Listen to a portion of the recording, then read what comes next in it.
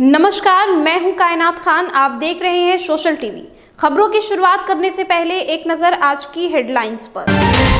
Covid app पर टीका के लिए दूसरे चरण का रजिस्ट्रेशन की प्रक्रिया प्रारंभ। सोमवार को स्वास्थ्य कर्मियों को दिया गया बूस्टर डोज। 5 महीने बाद टीएनवीओ को मिला स्थायी वीसी। पदभार ग्रहण करते ही डॉक्टर नीलिमा ने अधिकारियों के साथ की बैठक। विकास दिवस के रूप में मना नीतीश का जन्मदिन। कार्यकर्ताओं ने केक काटकर गिनाई सरकार की उपलब्धियां। रैपिड एंटीजन टेस्ट की रिपोर्ट नहीं मिलने पर सिपाही के अभ्यर्थियों का बवाल। सदर अस्पताल के सामने मुख्य सड़क घंटों किया जाम। अब खबरें विस्तार से। सोमवार को सदर अस्पताल एवं मायागंज अस्पताल में बने कोरोना टीकाकरण केंद्र पर स्वास्थ्य कर्मियों को कोरोना टीके का बूस्टर डोज दिया गया। जिन लोगों ने कोरोना का पहला टीका लगवा लिया है, वे अपने दस्तावेज के साथ इन केंद्रों पर वेरिफिकेशन के बाद ही बूस्टर डोज लगवा सकेंगे। जिला प्रतिरक्षण पदाधिकारी डॉक्टर मनोज कुमार चौधरी ने बताया, रविवार की रात 9 बजे से कोविड ऐप 2 पर टीका लगवाने के लिए रजिस्ट्रेशन की प्रक्रिया शुरू कर दी गई है। सोमवार को कोविड ऐप 2 पर रजिस्ट्रेशन कराने वालों को मुफ्त में टीका लगेगा। वहीं सिविल सर्जन ने बताया, भागलपुर में 2 सरकारी और एक निजी अस्पताल में वैक्सीनेशन की सुविधा उपलब्ध की गई है। भागलपुर सदर अस्पताल के कैंपस में ये सीनियर सिटीजन के लिए ये शुरुआत किया गया, जिसमें ऑन स्पॉट रजिस्ट्रेशन की व्यवस्था है और कल से ये हम लोग जो प्री रजिस्टर करा के आएंगे उनके लिए भी व्यवस्था रहेगा। जिनका सेकेंड डोज है उनके लिए भी व्यवस्था रहेगा। जो अगर हमारे हेल्थ वर्कर छूटे हुए रहेंगे उनके लिए भी व्यवस्था है, वो फर्स्ट डोज हो या सेकेंड डोज, ये हम लोग देंगे। 5 महीने बाद तिलकामांझी भागलपुर विश्वविद्यालय की वीसी डॉक्टर नीलिमा गुप्ता ने सोमवार को अपना योगदान देते ही कामकाज संभाल लिया है। सीनेट हॉल में उन्होंने पदाधिकारियों के साथ बैठक कर विश्वविद्यालय के कार्यों का जायजा लिया और आवश्यक दिशा निर्देश दिए। ज्वाइन करने के बाद उन्होंने कहा, शिक्षा की गुणवत्ता, स्किल डेवलपमेंट और रिसर्च को प्रमोट करना उनकी प्राथमिकता की सूची में है। बता दें कि डॉक्टर गुप्ता को राजभवन ने सितंबर 2020 में ही टीएनवीओ का वीसी नियुक्त किया था। इस बीच डॉक्टर संजय चौधरी प्रभारी कुलपति नियुक्त किए गए थे, जिनका विभिन्न छात्र संगठन विरोध कर रहे थे। इस मौके पर pro VC Ramesh Kumar, registrar doctor Niranjan Prasad Yadav, DSW doctor Ram Pravesh Singh समेत अन्य प्राध्यापक मौजूद थे। शिक्षा के जगत में आई हूँ और शिक्षा की मुखिया बन के आई हूँ, तो मेरी प्राथमिकता शिक्षा ही है। मैं अवश्य चाहूँगी कि शिक्षा के स्तर को हम बिहार में ऊंचा ले जाएं और पूरे हमारा देश है उसमें बिहार की शिक्षा का नाम है। ये मेरी प्राथमिकता है।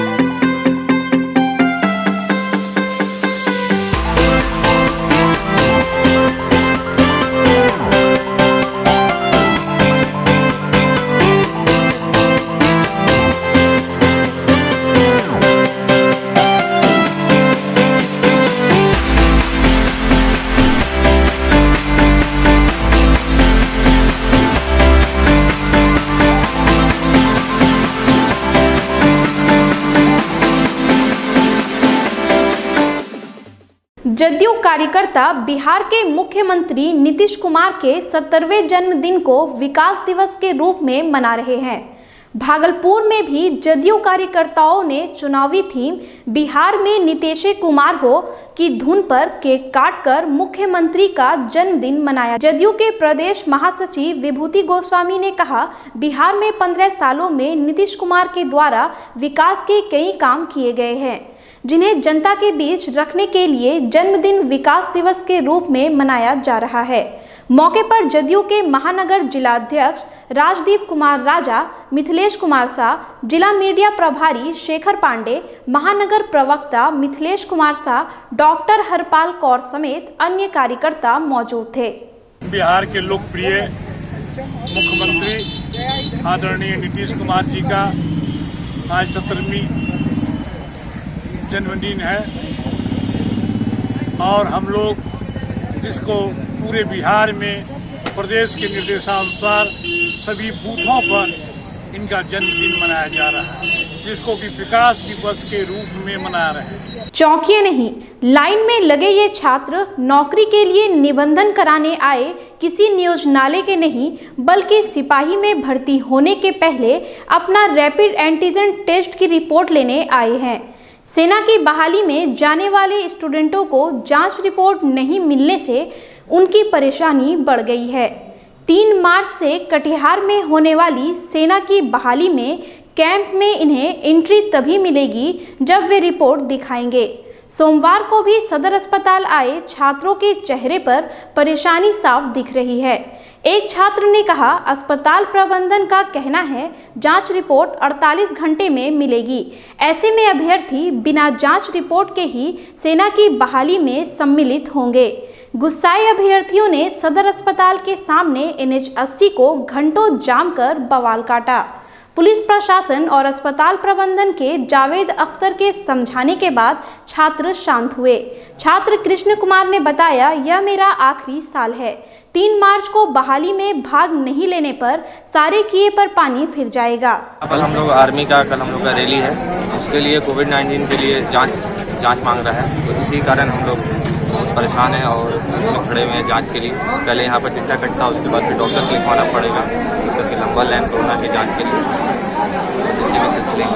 क्षेत्र की जनता की समस्याओं से रूबरू होने के लिए सांसद आपके द्वार कार्यक्रम का आयोजन नया बाजार स्थित eastern Bihar of industries association में आयोजित किया गया। इसके पहले सांसद ने पूर्व चैम्बर ऑफ कॉमर्स के अध्यक्ष तथा पत्रकार मुकुटधारी अग्रवाल के चित्र पर माल्यार्पण कर श्रद्धांजलि दी। इस दौरान चैम्बर ऑफ कॉमर्स के सदस्यों ने सांसद को शहर की विभिन्न समस्याओं से अवगत कराया। सांसद ने सारी समस्याएं सुनी और संबंधित विभागों से निष्पादन कराने का आश्वासन दिया। सांसद ने कहा, इस कार्यक्रम से जनता को अपनी बातें कहने में सहूलियत होगी। कार्यक्रम का संचालन सांसद प्रतिनिधि प्रोफेसर देवज्योति मुखर्जी ने किया। मौके पर शिव शंकर सिंह पारिजात, गोविंद अग्रवाल, आलोक अग्रवाल, राकेश रंजन केसरी समेत अन्य लोग मौजूद थे। जनता से मिल करके उनकी समस्या को समझें और हर संभव प्रयास करें कि वो हमें समाधान करें। कोरोना महामारी के बीच 352 दिन बाद सोमवार से प्राइमरी स्कूल खुल गए। सरकार ने सख्त दिशा निर्देशों के साथ स्कूल खोलने की इजाजत दी है। हालांकि सोमवार को कुछ स्कूल ही खुले। जिलाधिकारी सुब्रत कुमार सेन ने इसके लिए आदेश जारी कर दिया है। स्कूलों में सफाई की सुविधा, डिजिटल थर्मामीटर, सैनिटाइजर, साबुन आदि की व्यवस्था रहेगी। विद्यार्थी के बीच कम से कम 6 फीट की दूरी रहेगी। स्टूडेंट टिफिन को छात्रों के बीच साझा नहीं करेंगे। वहीं सरकारी स्कूलों में भी तैयारी अधूरी है। यहां अभी तक सभी बच्चों के मास्क नहीं भेजे गए हैं। जिला शिक्षा पदाधिकारी संजय कुमार ने बताया कि स्कूलों में सैनिटाइजिंग के लिए वित्त उपलब्ध कराकर जीविका द्वारा बनाए गए मास्क का वितरण सभी स्कूलों में किया जा रहा है। शालाओं के कक्षाओं में सैनिटाइज करने के लिए वो हम लोगों ने कंटीजेंसी उपलब्ध कराई थी, जो स्कूल ग्रांट के नाम से जाना जाता है, जो प्राइमरी स्कूलों के लिए अलग, मिडिल स्कूल के लिए अलग और हाई स्कूल के अलग हैं। वो छात्रों की संख्या के आधार पर उसको दिए जाते हैं। 1 to 8 के लिए मास्क हम लोगों ने DPM के माध्यम से, चूँकि जीविका दीदी के द्वारा बनाई गई मास्क को बच्चों को उपलब्ध करानी है।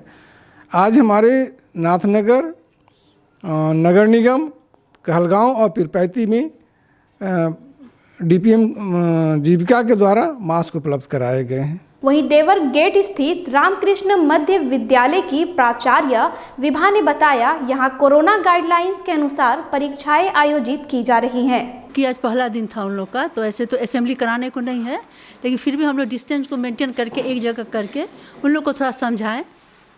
क्लास में भी जा करके उन लोग को समझाए कि नहीं, मतलब किस तरह से दूरी बना करके क्लास में भी बैठना है। बच्चों को हिदायत दे दी गई। उसके बाद बिना मास्क का एक भी बच्चे को स्कूल में नहीं आने दिया जाएगा। आप लोग मास्क की मास्क पहन के आइए। सुल्तानगंज पहुंचने पर अतुल्य गंगा मुंड माल परिक्रमा यात्रा टीम के सदस्यों का यहां भव्य स्वागत किया गया।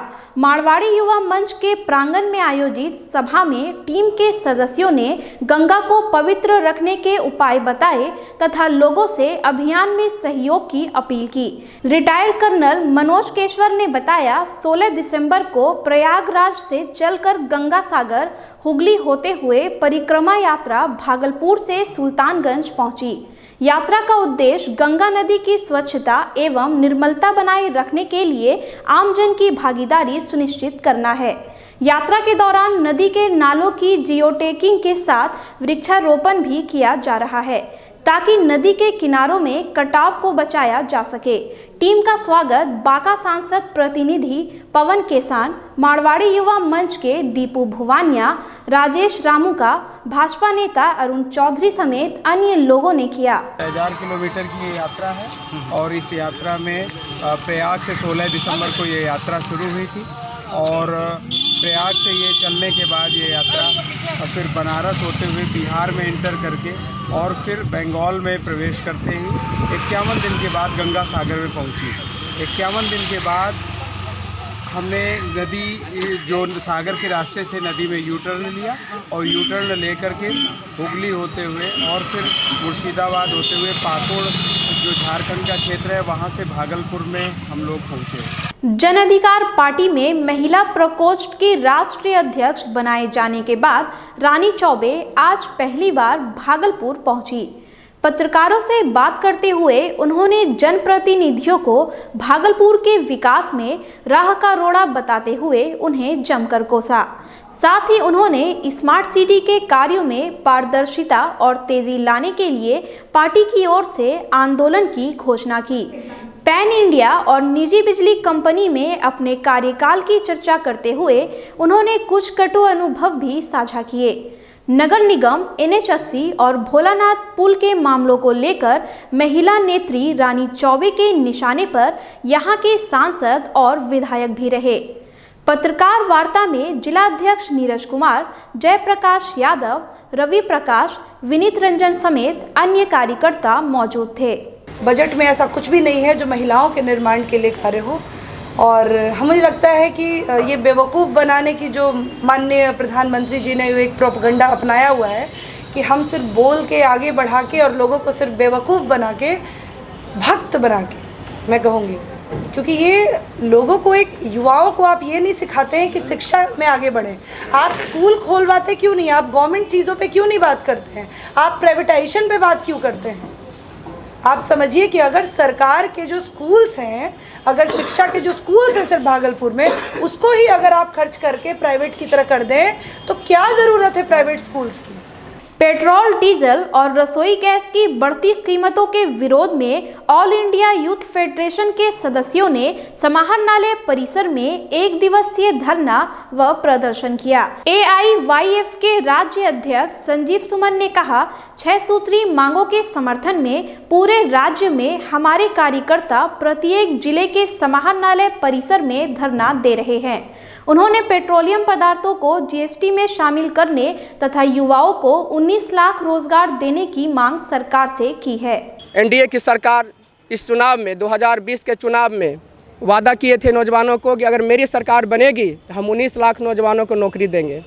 उनका वो कहे थे और ये भी कहे थे जैसे ही हमारी सरकार बनेगी पहले मीटिंग में ही इनको पारित कर दिया जाएगा। लेकिन अभी तक नौजवानों को इस मुकाम पर नहीं जा कर के कोई चर्चा हो सका है। इसके लिए हम लोग सरकार को आगाह कर रहे हैं कि आप अपनी वादा को भूलिए मत, इसको पूरा कीजिए। विश्वविद्यालय थाना क्षेत्र के TNB कॉलेज के पास ऑटो के धक्के से बाइक पर सवार एक महिला की मौत हो गई, जबकि पति और बेटा गंभीर रूप से घायल हो गया। मृतका बरारी के पंकज कुमार यादव की पत्नी पूजा देवी बताई जाती हैं। मृतका के पति ने बताया कि वह अपने बहन के घर नाथनगर से वापस लौट रहा था कि TNB कॉलेज के गेट के पास स्कॉर्पियो ने एक ऑटो में टक्कर मार दी, जिसके बाद अनियंत्रित ऑटो ने मेरी बाइक में ठोकर मार दिया। स्थानीय लोगों की सहायता से घायलों को मायागंज अस्पताल में भर्ती कराया गया, जहां चिकित्सकों ने पूजा देवी को मृत घोषित कर दिया। फिलहाल खबरों में इतना ही। अब मुझे दीजिए इजाजत। नमस्कार।